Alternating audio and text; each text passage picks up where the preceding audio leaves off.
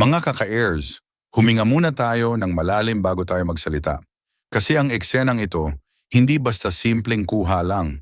Ito yung tipo ng sandali na kahit walang salita, may sinasabi na. Makikita natin sa larawan si Mikoy at si Krista na magkatabi, hindi pilit, hindi scripted, walang arte. Pero ramdam na ramdam mo yung presensya ng isa't isa. Unang tanong ng marami, Mikoy, gusto mo bang makatabi si Krista palagi? At alam nyo, hindi kailangan sagutin yan ng diretsahan. Kasi kung marunong kang magbasa ng body language, kusa mong makikita ang sagot. Yung tindig ni Mikoy, kalmado. Hindi siya aligaga, hindi siya umiiwas, at higit sa lahat hindi siya lumalayo. Sa dami ng pwedeng pwesto, sa dami ng pwedeng katabi, bakit doon pa rin siya sa tabi ni Krista? Makikita rin natin ang ngiti ni Krista. Hindi itong ngiting pilit, hindi itong ngiting pangkamera. Ito yung ngiting komportable, yung ngiting parang nagsasabing, okay lang ako dito. At kapag ang isang tao, lalo na isang babae, ay ganyan ang nangiti, ibig sabihin may sense of safety, may tiwala, may gaan. Hindi ito eksenang may yakap, walang hawakan ng kamay, walang sweet na galaw. Pero minsan, mas malakas pa ang katahimikan kaysa sa PDA kasi kapag may tunay na respeto, hindi kailangan ipangalandakan. Natural lang, mapapansin din natin si Mikoy, hindi siya pa-impress. Hindi siya nagpapakitang bida. Tahimik lang siya.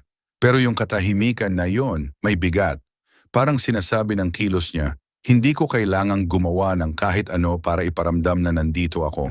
At ito ang madalas hindi napapansin ng iba. Ang tunay na attachment, hindi yung laging dikit. Minsan, sapat na ang presence. Yung alam mong andyan siya kahit hindi siya nagsasalita. Kaya sa mga nagsasabing, coincidence lang yan, pwede, lahat pwede, pero hindi rin natin pwedeng ipagkaila na paulit-ulit na lang ang eksena. Paulit-ulit silang magkatabi. Paulit-ulit ang komportabling aura. At kapag ang isang bagay ay paulit-ulit, hindi na lang siya basta aksidente. Hindi natin sinasabi na may relasyon. Hindi rin natin pinipilit ang istorya. Ang ginagawa lang natin, nag-oobserba. At bilang tagamasid, masasabi natin na may respeto si Mikoy kay Krista. May malasakit at malinaw na malinaw, ayaw niyang mailang ito sa presensya niya. Kaya kung ang tanong ay, gusto bang makatabi ni Mikoy si Krista palagi? Ang sagot ko, mukhang gusto niya ang katahimikan kapag nandoon si Krista. At minsan, sapat na yon.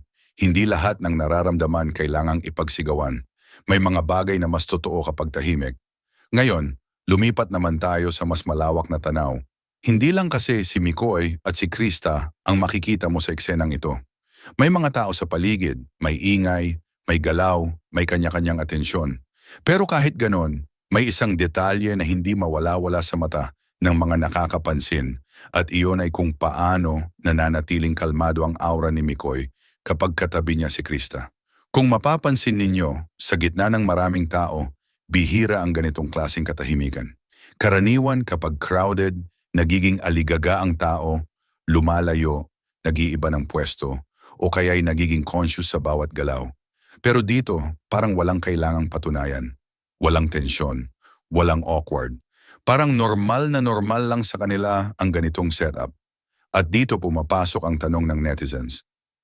Bakit parang hindi issue kay Mikoy na laging si Krista ang katabi? Hindi ba pwedeng iwasan? Hindi ba pwedeng lumipat? Hindi ba pwedeng dumistansya para walang issue? Pero hindi. Tahimik lang siyang nananatili. At sa ganitong sitwasyon, ang hindi pag-iwas ay isang desisyon. Hindi natin pwedeng sabihing wala lang ito. Dahil sa mundo ng social media, alam ng bawat public figure na bawat galaw ay napapansin. Alam ni Mikoy yan. Alam ni Krista yan.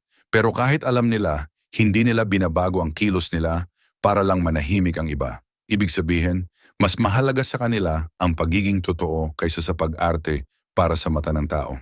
Makikita rin natin na si Krista ay hindi mailang. Hindi siya nagiging stiff, hindi siya nagtatago.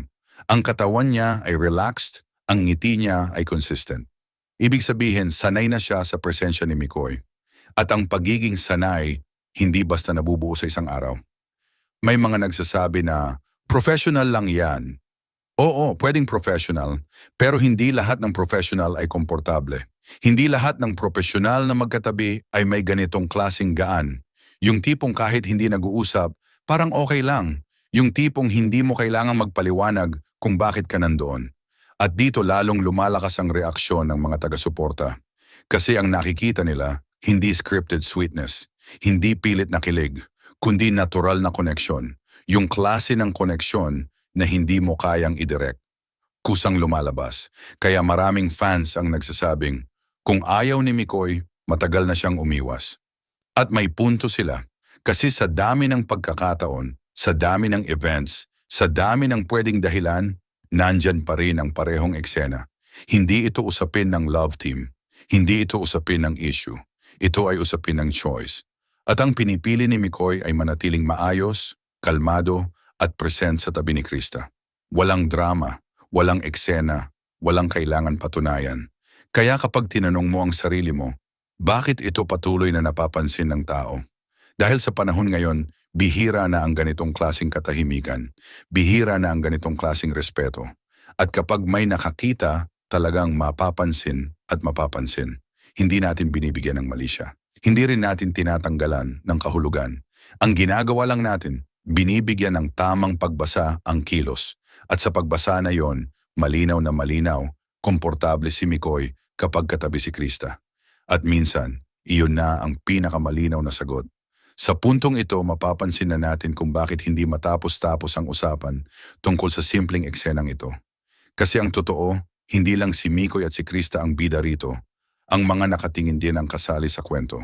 Lalo na ang mga taga-subaybay na matagal nang sumusubaybay sa bawat galaw nila. Marami ang nagsasabi, ang liit lang naman ng eksena, bakit pinapalaki? Pero sa mundo ng mga taong tunay na nagmamasid, alam nila na ang maliliit na detalye ang mas nagsasabi ng totoo.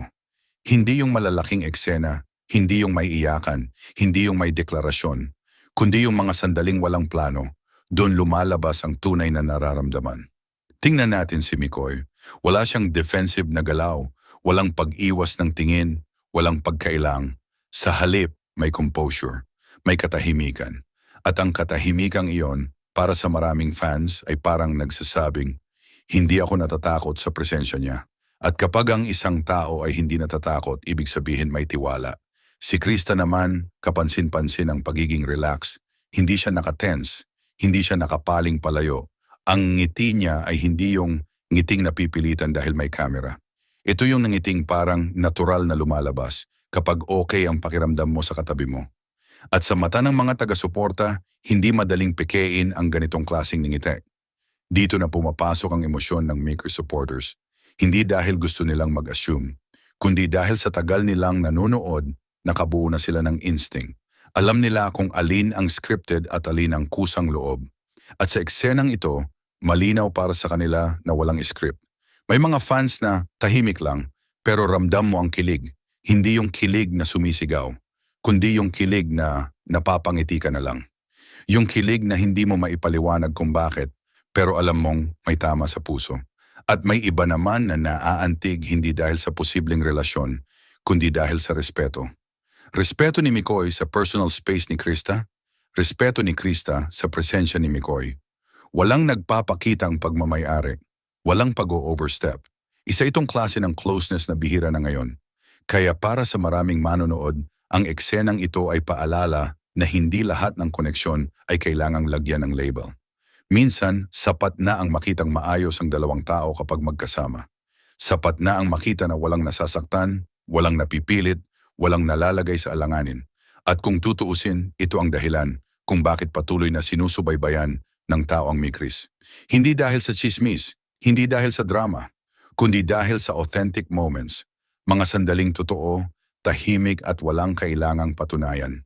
Kaya sa huli, ang eksenang ito ay hindi tungkol sa tanong kung gusto bang makatabi palagi. Ang tunay na tanong ay, ano ang nararamdaman ng mga taong nakakita? At sa dami ng reaksyon, malinaw na malinaw, may tama ito sa puso ng marami. Hindi natin kailangang magdagdag ng kwento.